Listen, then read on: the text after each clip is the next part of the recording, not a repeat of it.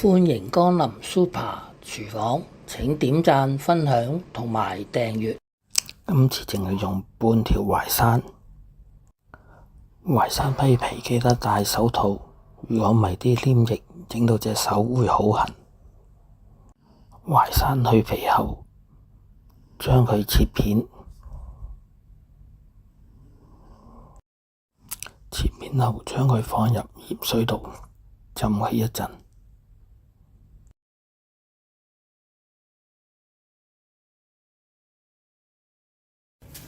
喺同一時間，我哋處理啲脆肉瓜同埋紅蘿蔔。首先將脆肉瓜去頭去尾，跟住攞個刨出嚟，刨去脆肉瓜個層皮。脆肉瓜刨到咁樣嘅形狀，咁就差唔多啦。跟住揾刀將脆肉瓜切骨牌形。再將紅蘿蔔切片，切數塊薑片備用。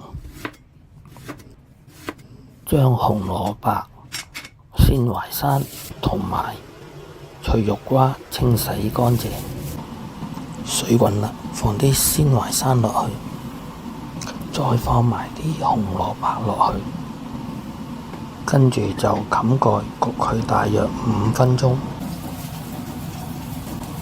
好快已經過咗5分鐘啦，咁我哋就打開個蓋，加入脆肉瓜，將佢炒一陣，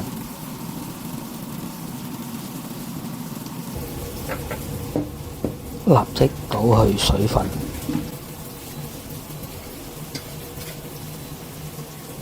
熱鑊冷油，放啲薑片落去，等佢炒一陣，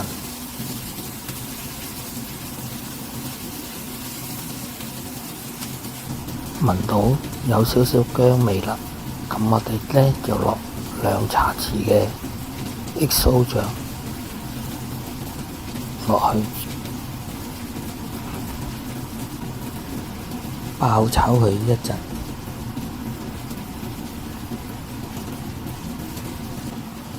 聞到啲香味啦，咁我哋呢就加晒所有嘅材料落去，將佢炒勻。睇見所有材料都沾滿晒啲 XO 醬啦，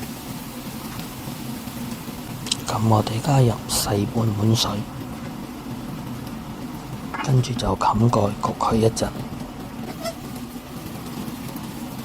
好快已經過咗2分鐘啦。咁我哋就打開個蓋，將佢兜勻，加入芡汁，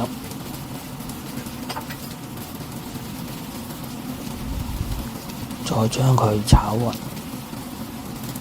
咁樣就可以將佢上碟啦。一碟香噴噴嘅 XO 醬炒鮮淮山脆肉瓜，咁樣就完成咗啦。